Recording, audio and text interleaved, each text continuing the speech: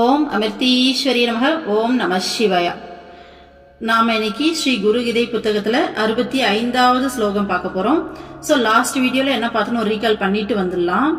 Last வீடியோல என்ன பார்த்தோம், குருவுக்கு ஒரு ஆத்மாவை விழிப்புற செய்யணும். நாம இந்த உடல் கிடையாது, மனம் கிடையாது, நாம ஆத்மஸ்வரூபம், இறைவனுடைய ஸ்வரூபம் நாம அப்படிங்கிற அந்த விழிப்பை கொடுக்கறதுக்கு குருவுடைய ஒரு நிமிஷம் இல்ல அரை நிமிஷம் உபதேசம் போதும் அப்படின்னு சொல்லியிருந்தாங்க.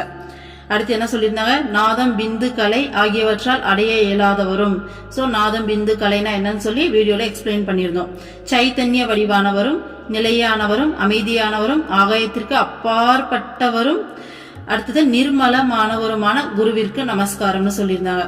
அடுத்தது குணங்கள் அற்றவரும், குற்றமற்றவரும், அமைதியானவரும், இயங்குபவரும், அதே சமயம் நிலையானவரும், இவ்வுலகம் முழுசா நிறைஞ்சு இருக்கிறவருமான குருவுக்கு நமஸ்காரம்னு சொல்லியிருந்தாங்க. சோ குருனா எப்பேற்பட்டவன் சொல்லி குருவோட சிறப்புகளை சொல்லியிருந்தாங்க.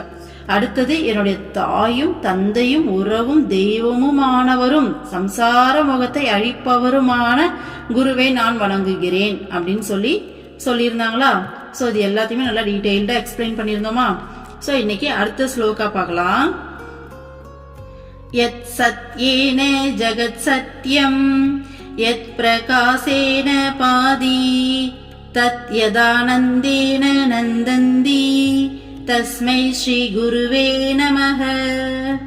எவர் உள்ளதால் உலகம் நிலை கொள்கிறதோ, எவரது ஒளியால் உலகம் ஒளிர்கிறதோ, எவரது ஆனந்தத்தால் உலகம் ஆனந்தம் அடைகிறதோ அந்த குருவிற்கு நமஸ்காரம். சோ இந்த ஸ்லோகோட மீனிங் என்ன, யார் இருக்கிறதால இந்த உலகம் நிலைச்சு நிக்குதோ, பாருங்க எப்பேற்பட்ட வார்த்தை பாருங்க. சோ குரு இருக்கிறதால தான் இந்த உலகமே நிலைச்சு இருக்குது. இல்லைன்னா இந்த உலகம் நிலை பெறாது. நிலை பெறாது மீன்ஸ் அழிஞ்சு போயிடும். இந்த உலகம் வந்துட்டு அழியாம நிலைச்சு நிக்குதுன்னா அதுக்கு காரணம் குரு தான் அப்படின்னு சொல்றாங்க. சோ இது எப்படி நாம புரிஞ்சுக்கலாம், நம்ம ஏற்கனவே ஒரு வீடியோல இதை எக்ஸ்பிளைன் பண்ணிருப்போம். திரும்ப சொல்றேன். இந்த உலகத்தை இப்ப நாம கண்ணில் பாக்குறோம் இல்லையா, இந்த உலகமா பார்க்காம ஃப்ரீக்வன்சியா பாருங்க, ஓகேங்களா. சோ இறைவனே எனர்ஜி ஃபார்ம்ல தான் இருக்காரு அப்படின்னு சொல்லிட்டு போன வீடியோக்கு முன்னாடி வீடியோல நம்ம வந்துட்டு சொல்லியிருந்தோமா, எந்த மாதிரி இறைவன் எனர்ஜி ஃபார்ம்ல இந்த உலகம் முழுக்க நிறைஞ்சிருக்காரு சொல்லிட்டு. சோ அந்த எனர்ஜி, அந்த பியூர் ஃபார்மை அக்சஸ் பண்ணக்கூடிய கீ அப்படிங்கிறது அன்பு அப்படிங்கிறது தான், சரிங்களா. சோ எந்த அளவுக்கு கள்ளம் கபடம் இல்லாத அந்த உண்மையான தூய்மையான அன்பா, அந்த அன்பின் உணர்வாவே அன்பாவே நம்ம மாறிடணும். சோ அந்த மாதிரி மாறிட்டா இறைவனை ஈஸியா அந்த எனர்ஜியை நம்ம அக்சஸ் பண்ணிட முடியும். நாம வேற இல்ல, அவங்க வேற இல்ல அதுக்கு மேல. ஏன்னா அன்பின் அதிர்வுல தான் இறைவனே அந்த எனர்ஜியில தான் இருக்கார், ஓகேங்களா. சோ இந்த உலகத்தை அப்படியே ஒரு ஃப்ரீக்வன்சியா பாருங்க. நமக்கு தெரியும் நம்ம என்ன மாதிரியான என்ன உணர்வுகளை வெளிவிடுறோமோ அந்த மாதிரியான அதுக்கு ஈக்குவலான அந்த ஃப்ரீக்வன்சி, அந்த வைப்ரேஷன்ஸை தான் நம்ம அட்ராக்ட் பண்ணுவோம். இதுதான் லா ஆஃப் அட்ராக்ஷன் இல்லையா, இது உண்மை, ஓகேங்களா. அப்போ எண்ணங்களுக்கு வலிமை உண்டு அப்படிங்கிற கான்செப்ட் வந்துட்டு உண்மையா. சோ நம்ம எண்ணங்களுக்கு, நம்ம வெளிவிடுற ஒவ்வொரு எண்ணத்துக்கும் வெறும் எண்ணம் கிடையாது, உணர்வு பூர்வமான எண்ணம். சோ எண்ணத்தோட அந்த எமோஷன்ஸ் கலக்கும் போது நம்ம என்ன மாதிரியான எமோஷன்ஸ் வெளிவிடுறோமோ அந்த ஃப்ரீக்வன்சி அதை தான் நம்ம திரும்பவும் அட்ராக்ட் பண்ணுவோம். அப்போ யோசிச்சு பாருங்க, நம்ம ஒரு நாளைக்கு எவ்வளவு எண்ணங்கள் நம்ம மைண்டுக்குள்ள வருது. சோ ரிசர்ச் படி ஒரு நாளைக்கு 60,000 எண்ணங்கள் ஒரு மனுஷனுக்கு வரதா சொல்லியிருக்காங்க. அந்த 60,000 எண்ணங்கள்ல எத்தனை எண்ணங்கள் நம்ம பாசிட்டிவா வெளியே விடுறோம் யோசிங்க. மேக்சிமம் என்ன கேட்டா 80 to 90% நெகட்டிவ் தாட்ஸ் தான் நமக்கு வரும், ஓகேங்களா. நெகட்டிவ் தாட்ஸ் மட்டும் இல்லாம என்னைக்கோ நடந்த ஒரு விஷயத்த மைண்ட் உள்ள கொண்டு வரும். அதை நினைக்கும் போது நமக்கு அப்படியே அந்த ஃபீலுக்கு அப்படியே போயிடுவோம். ஐயோ அன்னைக்கு அவங்க நம்மளை இப்படி பண்ணாங்களேன்னு நினைச்சா நம்ம அப்படி ஒரு நெகட்டிவான எனர்ஜிஸை அவ்வளோ நம்ம வெளியே விடுவோம். அந்த விஷயத்த நினைச்சு அப்படியே அந்த எமோஷன் ஆகி அப்படியே அதுக்குள்ளேயே மைண்டு போயிடும். அப்படி இல்லாட்டி ஃபியூச்சருக்கு போயிடும். ஐயோ நம்ம என்ன செய்ய போறோம் தெரியலையே ஃபியூச்சர்ல அப்படின்ற மாதிரி இப்படி திங்க் பண்ண ஆரம்பிச்சிடும். நம்ம லா ஆஃப் அட்ராக்ஷனே யூஸ் பண்ணாலும் நம்ம ஒரு 10 நிமிஷம் உட்காந்து பாசிட்டிவா காலையில நினைப்போம், இல்ல நைட் ஒரு 10 நிமிஷம் அதிகபட்சமா நினைப்போம், மேனிஃபெஸ்டேஷன் பண்ணுவோம். ஆனா மற்ற நேரங்கள்லாம் ஒரு 10 நிமிஷம் மட்டும் பாசிட்டிவா திங்க் பண்ணிட்டு மற்ற நேரங்கள்லாம் யோசிச்சு பாருங்க. ஸோ நார்மல் ஹியூமன் பீயிங் சொல்கிறேன். குரு வழிபாட்டில் இருக்கவங்களுக்கு இந்த அளவுக்கு தாட்ஸ் இருக்காது, இந்த அளவுக்கு மோசமான வைப்ரேஷன்ஸும் இருக்காது. ஓகேங்களா? ஸோ நார்மலான லைஃப்பில் வாழ்கிறவங்களும் சொல்கிறேன். அப்போது இந்த மாதிரி ஒவ்வொரு நாளும் இவ்வளோ நெகட்டிவ் எனர்ஜி அவங்க வெளியில் விடுறதுக்கு அப்போ எவ்வளோ நெகட்டிவ் சுச்சுவேஷன்ஸ் வந்துட்டு இந்த உலகத்தில் கிரியேட் ஆகணும்.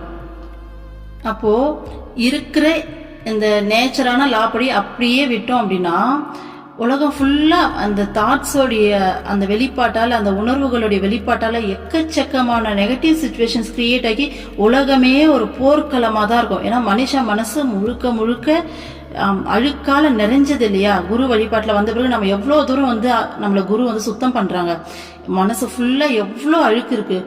அப்போது அவ்வளோ அழுக்கையும் வச்சுக்கிட்டு நம்ம அவ்வளோ உணர்வுகளை வெளியிடும் போது பூமி எப்படி நிலைக்கு யோசிச்சு பாருங்கள். உலகமே ஒரு போர்க்களமாக மட்டும்தான் இருக்கும். ஸோ இந்த தாட்ஸ் எல்லாம் இவ்வளோ தூரம் வெளியில் வந்தும் இந்த பூமி இவ்வளோ அமைதியாக நிம்மதியாக இயங்கிக்கிட்டு இருக்குன்னா அதுக்கு காரணம் குருமார்கள், குருமார்களுடைய ப்ரெசன்ஸ், குருமார்களுடைய இருப்பு இருக்கு இல்லையா? ஸோ அவங்களுடைய அந்த வைப்ரேஷன், அவங்களுடைய வைப்ரேஷன் முழுக்க முழுக்க அன்போடைய வைப்ரேஷனாக இருக்கும். ஸோ புத்தருக்கு வந்து சொல்லுவாங்க அவருடைய ஆறா வந்துட்டு 2 கிலோமீட்டருக்கு இருக்கும் அப்படின்ற மாதிரி சொல்லுவாங்க. 2 கிலோமீட்டரா எத்தனை எனக்கு சரியா ஞாபகம் இல்லை, அந்த மாதிரி சொல்லுவாங்க. அப்போது ஒரு குரு, ஒரு சத்குரு பார்த்தீங்கன்னா ஒரு இடத்துல இருக்கும்போது சுற்றி அத்தனை கிலோமீட்டருக்கு அவருடைய ஆறாவுடைய பவர் இருக்கு. ஓகேங்களா? அப்போது நம்ம உலகத்தில் எவ்வளோ குருமார்கள், எவ்வளோ ஜீவ சமாதி இருக்கு. ஒவ்வொரு ஜீவ சமாதியிலையும் அவங்களுடைய சாநித்தியம் இருக்கு இல்லையா? அப்போது அவ்வளோ அன்பின் அலைகள் அவங்களால பரப்பப்படுது. கம்ப்ளீட்டாக பாசிட்டிவ் வைப்ரேஷன், அன்பு, தூய்மையான அன்பு அப்படிங்கிற உணர்வு மட்டும்தான் அவங்க கிட்ட இருந்து வெளியில வரும். அப்போ கம்ப்ளீட் பாசிட்டிவ் வைப்ரேஷன். அப்போ அந்த ஒரு குருவோடைய அந்த சாநித்தியம்ங்கிறது பல மக்களுடைய, பல லட்சம் மக்களுடைய அந்த நெகட்டிவ் எனர்ஜிஸை பீட் பண்ணி மேலே என்ன சொல்றது, அந்த அன்பை பரப்புற அளவுக்கு ஸ்ட்ராங்கானது. ஸோ அதனால தான் இந்த உலகம் வந்து பார்த்தீங்கன்னா நிலைச்சி நிற்குது. ஓகேங்களா? கான்செப்ட் புரியுதா? அது மட்டும் இல்லாமல் குருமார்கள் பல பேர்த்து அக்சஸ் எடுக்கிறாங்க. நம்ம அம்மாவே பார்த்தோம்னா கோடிக்கணக்கான பேர்த்து அக்சஸ் எடுத்திருக்காங்க இல்லையா? இப்போ பர்சனலாக நானே சொல்லணும்னா அம்மா வர்றதுக்கு முன்னாடி லைஃப் ஃபுல்லாக பயம், பதற்றம், கஷ்டம்னு சொல்லி அப்படி அவ்வளோ நெகட்டிவ் எனர்ஜிஸ் அவ்வளோ கஷ்டப்பட்டிருக்கேன். நிஜமாலுமே டெய்லி நெகட்டிவ் வைப்ரேஷன்ஸ் தான் வெளியில் விட்டுட்டு இருந்திருக்கேன். ஆனால் ஒன்ஸ் அம்மா லைஃப்பில் வந்து அக்சஸ் எடுத்து ஸோ கொஞ்சம் கொஞ்சமாக வந்து புரிய வச்சு லைஃப்குள்ளே கொண்டு வந்த பிறகு இப்போ வந்து பார்த்தீங்கன்னா எந்த ஒரு நெகட்டிவ் தாட்க்கும் இடமே கிடையாது இல்லையா? ஏன்னா கம்ப்ளீட்டாக அந்த காம்னஸ் கொண்டு வந்துடுறாங்க. எதுவாக இருந்தாலும் அம்மா இருக்கா, அம்மா பார்த்துக்க போறா அப்படிங்கிற அந்த உணர்வு மட்டும்தான் இருக்கு. அதுவும் இல்லாமல் கொஞ்சம் கொஞ்சமாக இது எல்லாமே மாயை அப்படிங்கிறதையும் புரிய வச்சுக்கிட்டே வராங்களா? அப்போ நம்ம இதுக்கு ரியாக்ட் பண்ணணும் அப்படிங்கிற மாதிரி அந்த ஸ்ட்ராங்னஸும் ஒரு பக்கம் வளர்க்குறாங்க. அதுக்கு மேலே நான் இருக்கேன், நான் பார்த்துக்கிறேன், என்னை மீறி உன் லைஃப்பில் ஒரு விஷயமும் நடக்காதுன்னு சொல்லிட்டு அப்படி ஒரு அந்த அரவணைப்பு தராங்க. அப்போ நம்ம இங்கே பயப்படுறதுக்கு ஒன்றுமே இல்லைல்ல. அப்போ லைஃப் வந்து பார்த்தீங்கன்னா கம்ப்ளீட்டாக நம்ம அடுத்தடுத்து இறைவனை நோக்கி எப்படி ஓடுறது, எப்படி நம்ம இறைவனை வந்துட்டு இன்னும் ஸ்ட்ராங்காக பிடிக்கிறது, நம்ம எந்த இடத்துல தப்பு பண்ணணும், நம்ம எப்படி சரி பண்ணணும், இப்படி தான் அப்படியே கம்ப்ளீட்டாக இந்த தாட்டில் போதா. அப்போ அம்மா இவ்வளோ பேத்த அக்சஸ் எடுத்திருக்காங்க. ஸோ உலகம் ஃபுல்லாக அவ்வளோ சத்குருமார்கள் இருக்காங்க, அவ்வளோ பேத்த அக்சஸ் எடுக்கிறாங்க. அப்போ அத்தனை பேர்த்தோடைய மென்டாலிட்டியும் அந்த அமைதி கொண்டு வராங்கல்ல. ஸோ இவங்களால மட்டும்தான் இந்த உலகம் நிலைச்சு நிற்கிது. ஓகேங்களா? அடுத்த சென்டென்ஸ் பாருங்க. யாருடைய ஒளியால் இவ்வுலகம் ஒளிமயமாகிறதோ, ஸோ அதுதான் சொன்னோம் இல்லையா? ஸோ யாரோடைய ஒளியால இந்த உலகமே ஒளிமயமாகுதோ, ஓகேங்களா?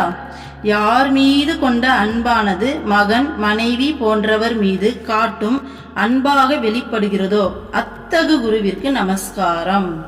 பாருங்க, இங்க என்ன சொல்லியிருக்காங்க?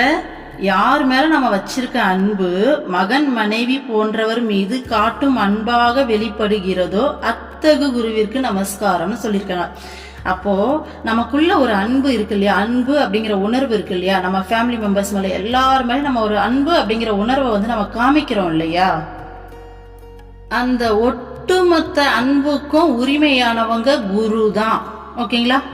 நம்ம இஷ்ட தெய்வத்து மேல ஒரு உணர்வு இருக்கும் இல்லையா? ஸோ அந்த அன்புக்கும் உரிமையானவரும் குரு தான். ஏன்னா அடிக்கடி சொல்லிட்டே இருக்கிறது தான், இஷ்ட தெய்வம் தான் குருவை வடிவெடுத்து வந்திருக்காங்களா? நமக்குள்ள எது மேல, எந்த பொருள் மேல, எந்த மனிதர்கள் மேல, யார் மேல இருக்க எல்லா அன்பு அப்படிங்கிற உணர்வும் பார்த்தீங்கன்னா குரு மேல இருக்க உணர்வு தான். நமக்கு தெரியாம எங்கெங்கயோ தேடிக்கிட்டு, எங்கெங்கயோ அலைஞ்சிக்கிட்டு, எங்கெங்கயோ போய் காமிச்சுக்கிட்டு இருக்கோம். ஆக்சுவலா அது எல்லாமே குரு மேல இருக்கக்கூடிய உணர்வு. ஓகேங்களா? அப்போ ஃபேமிலி மெம்பர்ஸ் மேலாம் அன்பே வைக்க கூடாதா, குரு மேல மட்டும்தான் இருக்கணுமா அப்படின்னு சொல்லி தோணலாம். ஆக்சுவலா அது அப்படி கிடையாது. ஃபர்ஸ்ட் என்ன பண்ணுவாங்கன்னா, எல்லா அன்பும் வந்துட்டு குரு மேல இருக்கக்கூடிய அன்பு தான், அந்த இறை சக்தி மேல இருக்கக்கூடிய அன்பு தான். ஏன்னா நம்ம ஒரு ஆத்மா, ஓகேங்களா, ஜீவாத்மா. கடவுள் அப்படிங்கிற ஒரு பேராத்மா இல்லையா, பரமாத்மா, அவர் தான் குரு. இப்போ ஒரு மணல்ல மேக்னெட் தூள் எல்லாருக்கும், அந்த பெரிய மேக்னெட் வச்சு நம்ம இப்படி அந்த மணலுக்குள்ள வச்சு நம்ம இப்படி தள்ளனோம்னா குட்டி குட்டி மேக்னெட் தூள்லாம் வந்து ஒட்டிக்கும், பார்த்துருக்கீங்களா? ஸோ அதே தான். ஸோ இது வந்து இறைவன் அப்படிங்கிற ஒரு மிகப்பெரிய மேக்னெட்டு. ஸோ இறைவன் அப்படிங்கிற ஒரு மிகப்பெரிய மேக்னெட், நாமெல்லாம் அந்த குட்டி குட்டி துகள் மேக்னெட் மாதிரி. இப்போ ஒரு மேக்னெட் கிட்ட தானே ஈர்ப்பு இருக்கும் இல்லையா? ஸோ மேக்னெட் அந்த இரும்பு அப்படின்ற அதோடைய அது மேலதான் ஈர்ப்பு இருக்குமே தவிர, ஒரு பிளாஸ்டிக் எடுத்துன்னு போய் வச்சா, ஒரு அலுமினியத்தை வச்சா அது வந்து ஒட்டுமா? யோசிங்க. ஸோ இறைவனுக்கும் நமக்கு மட்டும்தான் இங்க பாண்டிங், அந்த உணர்வு எல்லாமே. நம்மளுடைய உண்மையான அந்த உத்தமமான உள்ளுக்குள்ள ஒரு ஏக்கம், ஒரு அன்பு, அப்படியே அவ்வளோ வந்துட்டு எப்படி சொல்றது, அந்த ஆத்மா உருக்கம் எல்லாமே இறைவன் மேலதான் இருக்கு. ஓகேங்களா? அது குரு வந்து நமக்கு காமிப்பாங்க. ஸோ இது உன்னுடைய உணர்வு எல்லாம் இங்கதான் இருக்கு, இதை தான் நீ வெளியில போய் தேடிட்டு இருந்ததுன்னு காமிக்கும் போது நமக்கு அப்பட்டமா புரியும். நம்ம எல்லாருமே அன்புக்காக தானமா ஏங்குறோம்.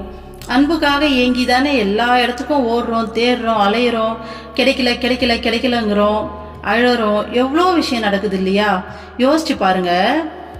இப்போ நீங்களும் அன்பை தேடுறீங்க, கூட இருக்க சக மனிதர்களும் அதே அன்பை தான் தேடுறாங்க. அவங்களுக்கும் அந்த அன்பு அதே இறைவன் கிட்ட தான் கிடைக்கும். ஸோ குறையா இருக்க ரெண்டு பேர் எப்படி வந்து அந்த இடத்துல வந்துட்டு சாட்டிஸ்ஃபை ஆக முடியும்? ஒரு மேக்னெட் எடுத்து ஸோ நார்த்து போல நம்ம ஜாயின் பண்ணா விலகுமே தவிர ஒட்டாது. ஓகேங்களா? ஸோ உங்களுக்கும் அன்பு தேவைப்படுது, கூட இருக்கவங்களுக்கும் அன்பு தேவைப்படுது.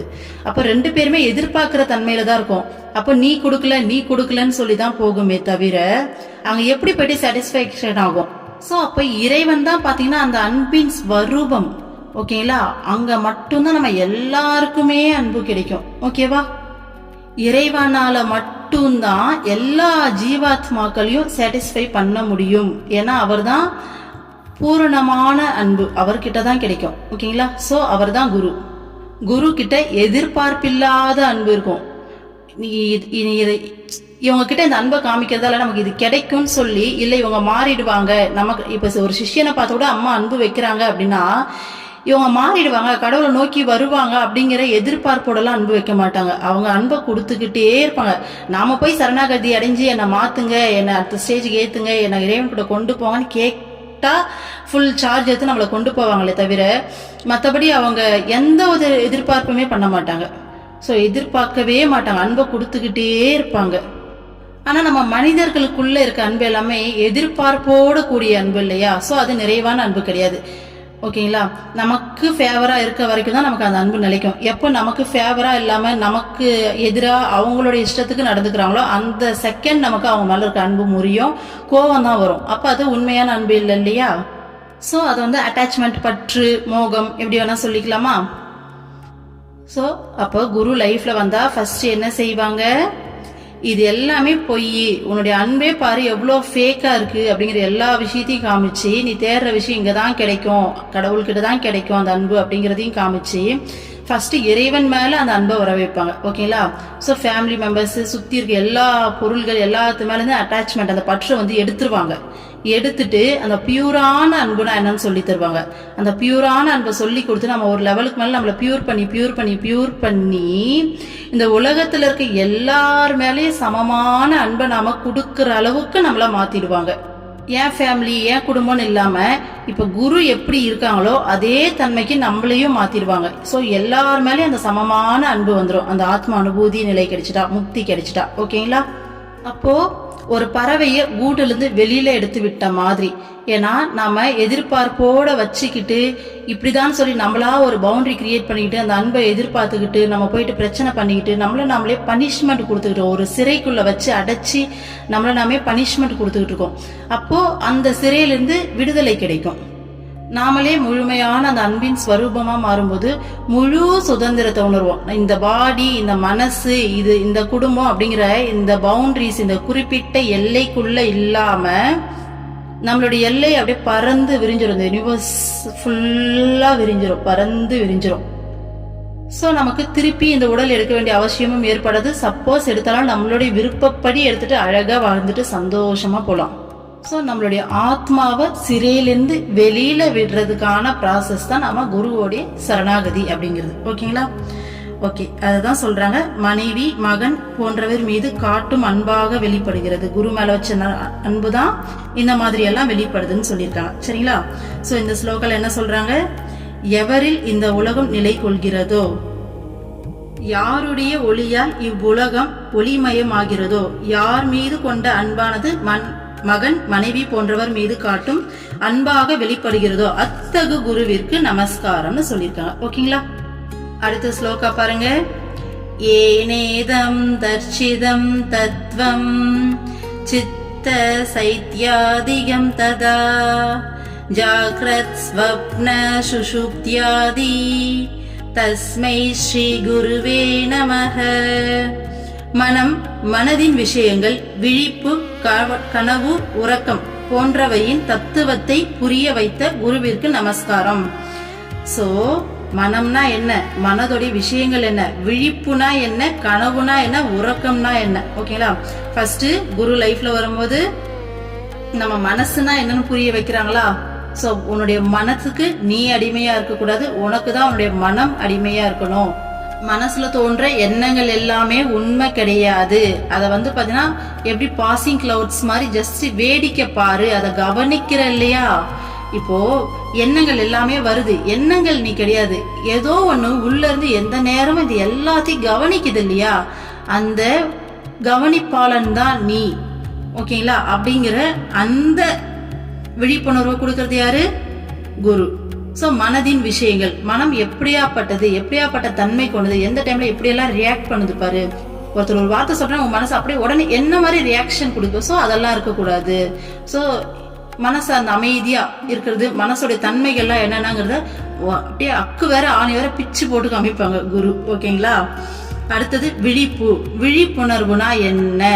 சோ அதான் சொன்னோம் இல்லையா, எந்த நேரமும் உனக்குள்ள இருந்து எல்லாத்தையும் கவனிக்கிற அந்த கவனிப்பாளன் தான் நீயே தவிர இந்த எதுவுமே நீ கிடையாது. இந்த எண்ணங்கள், இந்த உடல், மனம் எதுவுமே நீ கிடையாது. இந்த உடலை வச்சு, இந்த மனசை வச்சுதான் எண்ணங்கள் எல்லாமே தோன்றுதே தவிர இதெல்லாம் நீ கிடையாது அப்படின்னு சொல்லி சொல்றது, அந்த விழிப்புணர்வை கொடுக்கறது குரு. கனவு, உறக்கம். சோ கனவுனா என்ன, உறக்கம்னா என்ன? அந்த உறங்கும் போது அந்த ஆத்மா எங்க போகுது? சோ கனவு நிலையில நீ நம்ம கனவு காணும் உண்மையாலுமே அங்க ஒரு நாம இருப்போம் இல்லையா? அப்ப அது யாரு? அதுல உண்மையாலுமே நீ எல்லாத்தையுமே அனுபவிக்கிறியே, நிஜம் நம்பிதானே அந்த கனவுல நீ வாழ்ந்துட்டு இருக்க, நிஜமாலுமே நீ வாழுறியா? அப்ப அங்க போறது யாரு, அங்க இருக்கிறது யாரு? அப்ப இங்க இந்த பாடி இங்கே தானே இருந்தது, நீ அங்க போலி, நிஜமாலுமே அவங்க எண்ணங்கள்ல தானே அது எல்லாமே வந்துச்சு கனவுல. அப்ப அது யாரு, இது யாரு? இது எல்லா கொஸ்டின்ஸையும் உள்ள கேட்டு எல்லாத்தையும் புரிய வச்சு கிளியர் பண்றது யாரு? குரு. அப்போ உறக்கம்னா என்ன? உறங்கும் போது உன்னுடைய பாடி தான் தூங்குது, உன்னுடைய ஆன்மா தூங்கல அப்படின்னு சொல்லிட்டு, உன் ஆன்மா வேற, உன்னுடைய உடல் வேற, உன்னுடைய மனம் வேற அப்படிங்கறத அக்கு வேற ஆணி வேற பிச்சு போட்டு நமக்கு காமிச்சு நமக்கு புரிய வச்சு இது எல்லாமே மாயை, கடைசியா எங்க போனாலும் இங்கதான் நிப்போம். சோ இது எல்லாமே மாயை, இங்க உன்னுடைய ஆத்மா தான் உண்மை, அந்த ஆத்மா இறை ஸ்வரூபம் அப்படிங்கறத நமக்கு புரிய வைக்கிறது குரு. அப்படியாப்பட்ட குருவிற்கு நமஸ்காரம்னு சொல்லியிருக்காங்க. இந்த புக்கை படிக்க படிக்க, அதுவும் எக்ஸ்பிளைன் பண்ண எனக்கு அப்படியே ஒரே சந்தோஷமா இருக்கு. உண்மையாலுமே அம்மாவுக்கு தான் நான் நன்றி சொல்லணும். இப்படியாப்பட்ட ஒரு புக்கை படிச்சு எக்ஸ்பிளைன் பண்ற பாக்கியத்தை கொடுத்துருக்காங்கல்ல. ஸோ எனக்கு என் வழியா அம்மாவே எக்ஸ்பிளைனும் பண்றாங்க. ஏன்னா தப்பு பண்ணா கண்டிப்பா நான் தான். ஆனா குரு என்னெல்லாம் செய்யறாங்க, குரு எப்படியாப்பட்டவர்னு சொல்லி படிக்க படிக்க படிக்க அவ்வளோ சந்தோஷமா இருக்கு. அம்மா மனசார நன்றிமா, தேங்க்யூமா, தேங்க்யூமா, லவ்யூமா. ஓம் அமிர்தீஸ்வரி நமக. ஓம் நம சிவாயா. அடுத்த ஸ்லோகா நெக்ஸ்ட் வீடியோல பார்க்கலாம்.